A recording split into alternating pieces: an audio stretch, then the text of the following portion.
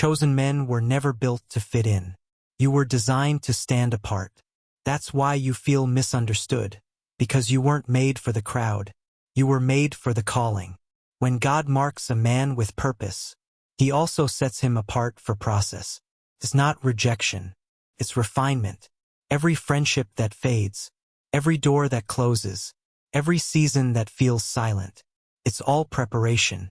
Before God ever uses a man publicly, He shapes him privately, and that shaping happens in solitude, the very place most chosen men mistake for loneliness. When God chooses a man, He doesn't send him to the palace. He sends him to the field, not to break him, but to build him. David wasn't discovered among kings. He was refined among sheep. While others were being celebrated, David was battling lions and bears in silence. That's where he learned courage. That's where he learned faith. That's where he learned to trust a God no one else could see. God trains His chosen ones in hidden places, because destiny in the wrong hands becomes dangerous. Before the spotlight comes solitude. Before the calling comes crushing. Even Jesus, the Son of God, often withdrew to lonely places to pray, Luke 5 verse 16. So if you feel unseen or overlooked, that's not rejection. That's refinement.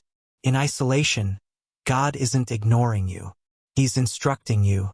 Every silence, every delay, every closed door, it's all training for what's next. Because when the time comes, what you've built in private will speak louder than any platform. When God sets you apart, He starts cutting things off. People you thought would stay begin to drift. Doors that used to open begin to close. And it feels like loss. But it's actually protection. Not everyone can handle the weight of your calling. Some were assigned to your past, not your purpose.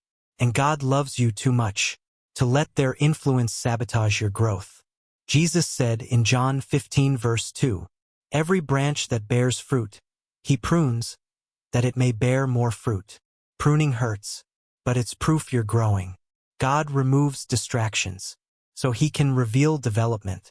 The chosen man learns that peace is better than popularity, and purpose is better than company. Because when you stop chasing who left, you finally make room for what's next. Before God elevates a man, He hides him. Not because he's unqualified, but because exposure too early can destroy what isn't ready. Joseph dreamed of leadership long before he saw the palace. But before the robe and the ring came the pit and the prison. His hiding season wasn't punishment, it was preservation.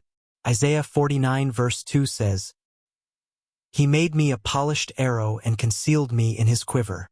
God hides His strongest warriors until their character can carry their calling. In that hidden place, you learn humility, obedience, and dependence. Because when you're chosen, your waiting season isn't wasted. It becomes your weapon. Every delay is divine. Every not yet is protection. And when God finally reveals you, the same people who overlooked you will have to witness what He was preparing all along. Every chosen man will face a season where silence becomes his only companion. The calls stop, the invitations fade, the crowd disappears, and it feels like you've been forgotten. But that's exactly where God builds your power. In the quiet, your faith stops depending on applause. Your confidence stops needing validation. You stop chasing voices and start hearing God's. James 1 verses 2-4 says, "Count it all joy when you face trials, because the testing of your faith produces perseverance." Loneliness becomes the forge, where endurance, wisdom, and focus are born. When you emerge from that season, you don't come out the same. You come out anchored, unshaken by rejection, unmoved by praise.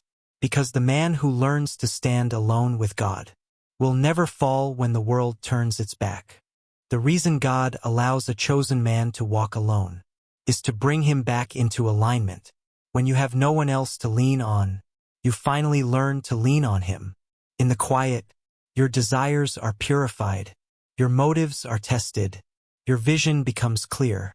Psalm 46 verse 10 says, "Be still and know that I am God."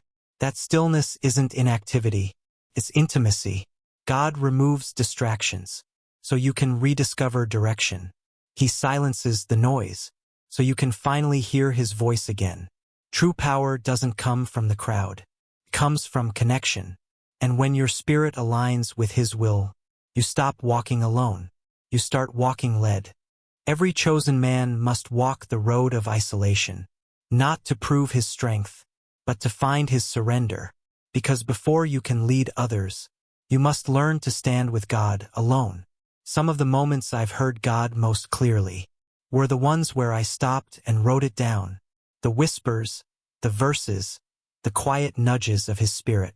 That's why I created a journal, to capture those moments before they fade. You can start your own. The link's in the description.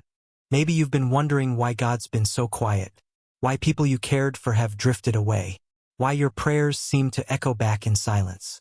It's not because you've been forgotten. It's because you're being formed. God is teaching you how to stand before he lets you lead. This isolation isn't the end of your story. It's the chapter that defines it. So don't fight the loneliness. Use it. Let it push you deeper into prayer. Let it shape you into the man you were meant to become. Because when the time comes, the same silence that once broke you will become the strength that builds you. If this message spoke to your spirit, drop "I'm still chosen" in the comments. Because you are. You always have been. You always will be. Chosen. Set apart. Still standing. Still chosen.